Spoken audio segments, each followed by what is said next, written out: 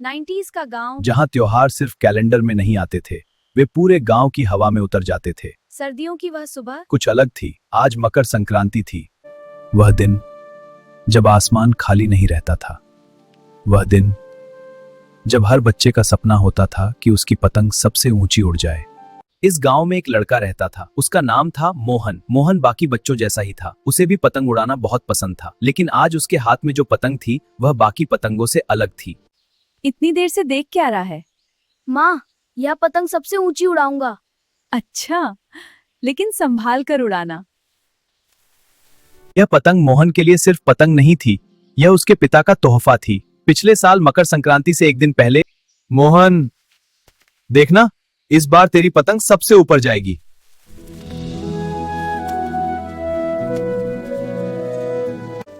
मोहन जल्दी, हवा तेज हो गई। पकड़ा। वाह, ऊपर चली गई। देखो कैसे उड़ रही है, सबसे ऊंची पतंग। अरे वाह! मोहन की पतंग तो बहुत ऊपर जा रही है।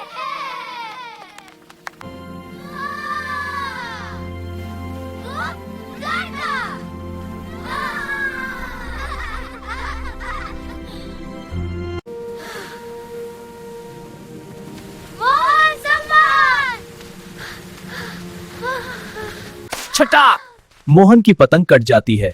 पतंग हवा में लहराती हुई दूर खेतों की तरफ उड़ जाती है। मोहन की आंखें उस पतंग के पीछे जाती हैं। लेकिन अब वह सिर्फ आसमान में एक छोटा सा बिंदु रह गई है।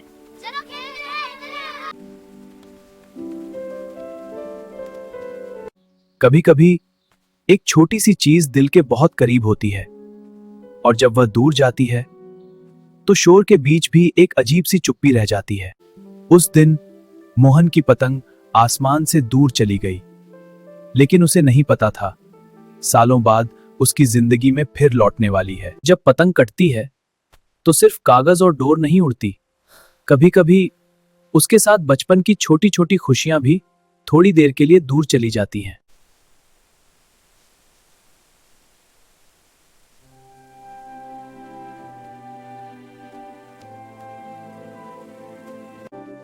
अरे मोहन, तो तेरी पतंग उधर गई है।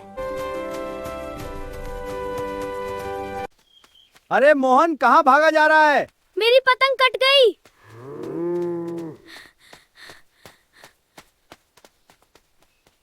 गांव के बच्चे जानते थे कटी हुई पतंग अक्सर खेतों में गिरती है और इसलिए हर बच्चा पतंग के पीछे दौड़ता था। शायद यहाँ गिर गई हो।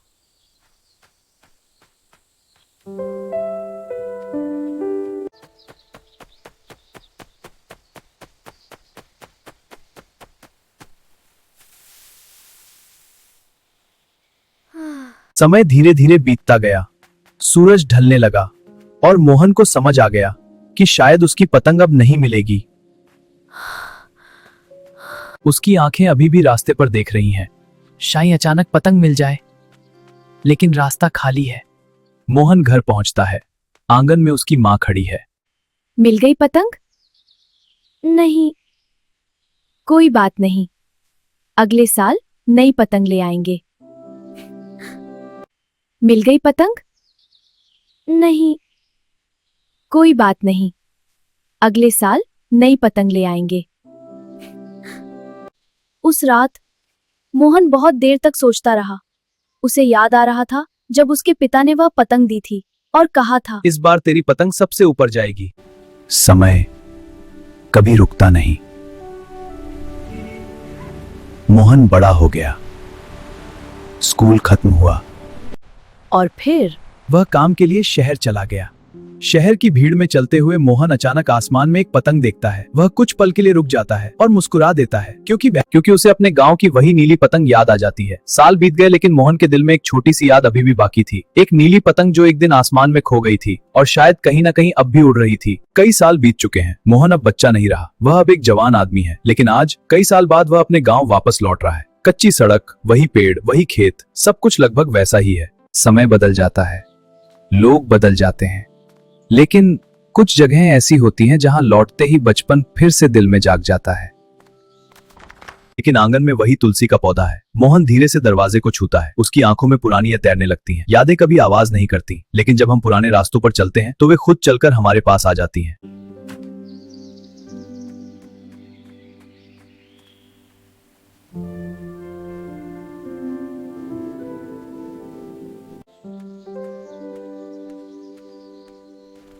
अरे बहुत अच्छी पतंग है। हाँ, यह मेरी सबसे प्यारी पतंग है।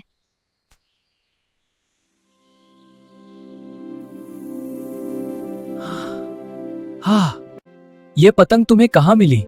खेतों में मिली थी। कभी कभी जो चीजें हम खो देते हैं वे हमेशा के लिए गायब नहीं होती, वे बस किसी और की खुशी बन जाती हैं। यह बहुत पुरानी पतंग है। आप उड़ाना जानते हो? थोड़ा बहुत।